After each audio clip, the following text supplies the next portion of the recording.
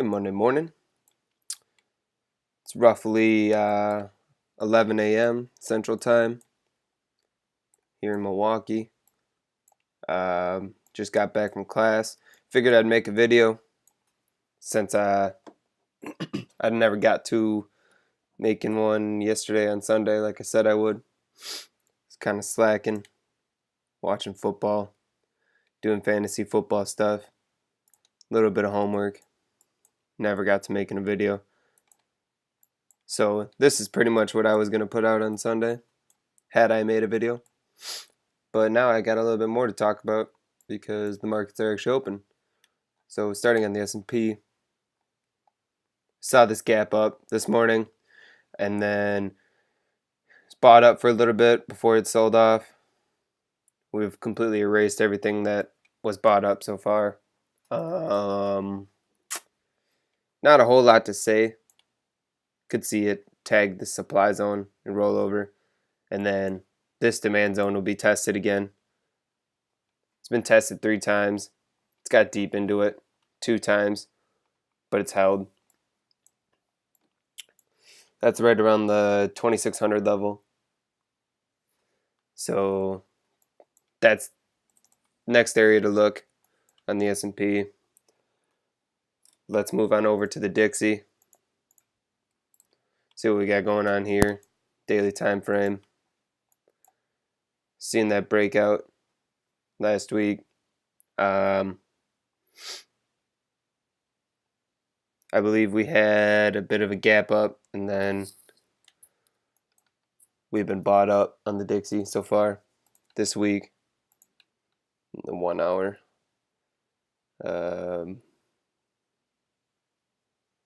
Yeah, just testing this area again here.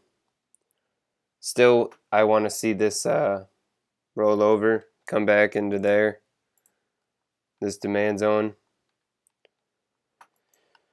It's where I'm interested in getting involved with US dollar pairs. Kind of see head and shoulder pattern possibly forming with the neckline, something like that. Oh, again, I don't trade these patterns, but they're obvious. They stand out on a chart. So could see that break, come back, retest, then come back down here, pick up the demand, and hopefully push to a new high. Hopefully it can trap some people short with this head and shoulders breaks. You know, people get short, run stops up to the top. What else did I want to go over? The pound yen. We have seen a bit of a pop in the pound yen, which I have been expecting. So this is not concerning. My stop is still up here where it was. I actually did not move it. I did move it down to this 145.80 handle, but within like 5 minutes I moved it right back up here. I just feel safer back here. This pair is due for a deeper pullback after this sell-off, and I don't want to be prematurely stopped out when I have a winner on my hands here. So my stop is still up here. If we do get one more rollover, like this, if this supply zone, minor supply zone holds, we get a rollover, and then I can tuck my stop above here, and I'll feel pretty comfortable. But until that happens, I'm gonna let this play out as it wants to. Avoid being stopped out. Let's move on. Yep, pound Aussie. With the same deal going on here. Might be looking for another retracement. I'm hoping that this one doesn't retrace very much and it just rolls over. My stop has I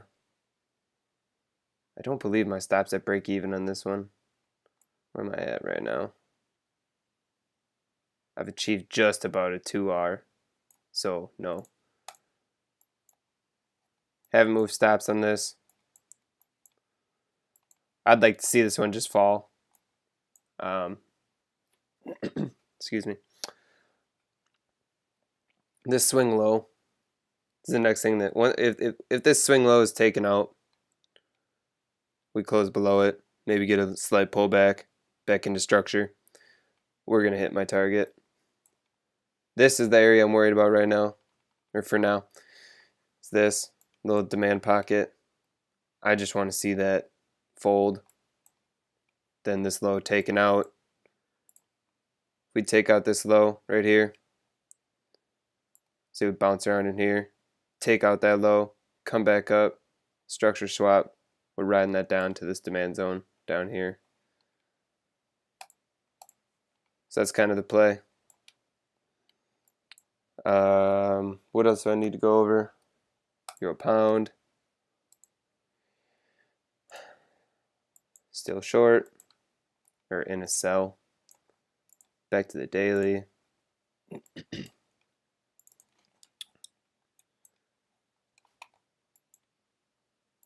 This doesn't really look like it wants to go in my favor at all, which is okay. Because, I mean, this is technically a long pound setup. Well, my pound yen and pound Aussie would be short pound setups. So, pound weakness continues, and I get stopped out on this. That's fine. One more. Saw this last night. I usually do not trade Sunday nights when the market opens, but this one caught my attention.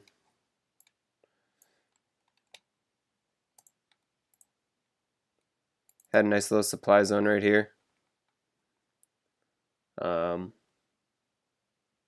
I placed my limit order there. Obviously it was hit. We've fallen out nicely, but we have seen buyers push these candles up, coming in and pushing them up. So it's not looking the greatest for that setup. Looks like buyers are still interested at this point.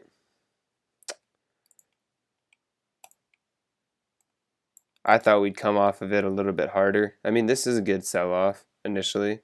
Then it's bought back up, sold off, and then buyers come back in, sold off, buyers come back in here because obviously this wick was pushed down, and now we're just seeing just more consolidation. I thought we'd come off that stronger, come down to this demand level. This demand level actually looks pretty good. So I need to see that demand level break if I want my target to be hit. And also this demand level is before a 2-to-1, so my stops will not be moved to break even once we hit that, which isn't exactly ideal, but that's how it goes. Looking to run this one down for a 7-to-1 risk reward. Down here to about 0.9050.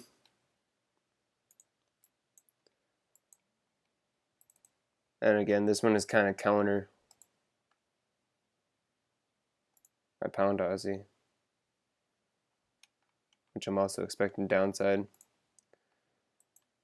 So one of these should stop me out. The other one should continue in my direction. Oh yeah, don't really trade Bitcoin, but I do track it and saw this squeeze coming. You knew it was going to pop one way or the other here pretty quickly. So this is 2 weeks of consolidation, just real tight in here, relatively tight, but extremely tight for Bitcoin. You see 63.50 and 64.80, so $150 range for Bitcoin, which is, with Bitcoin's volatility, that is an extremely tight range over 2 weeks.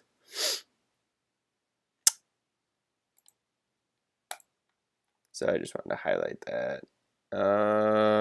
Some potential setups. Looking for that to play out. That's a bit of a ways away. Still looking at the euro dollar. want to sell it here, 1450s. I believe that's all we got. Oh, well, Aussie Kiwis kind of sold off again, moving away from my entry. If it starts to find bids down here, I might cancel this order. If we see buyers start to come into the market. It's not really looking like the best setup anymore. So this one might be a little bit off the radar. I think that is where I'm going to leave you guys. One more check on the S&P here. Sell-off is continuing. We have not filled the gap yet. I would imagine that's going to be filled today. And more downside on the S&P means more downside on dollar yen and more than likely pound yen as well. So hopefully that pound yen stays strong for me, and I'm sure I'll be back tomorrow morning with another video. Thank you.